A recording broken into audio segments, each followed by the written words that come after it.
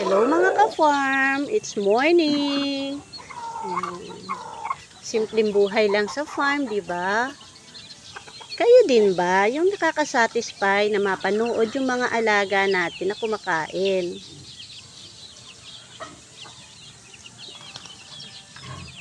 Nakakaaliw tingnan, nakakalibang, napakapayapa ng buhay sa farm. Madidinig mo lang ang mga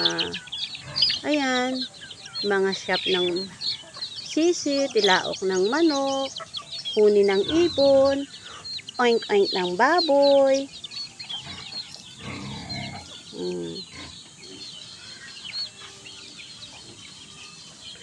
Pero, sa akin talaga, aliw na aliw akong tingnan habang ang mga manok ay sabay-sabay na nagsisikain.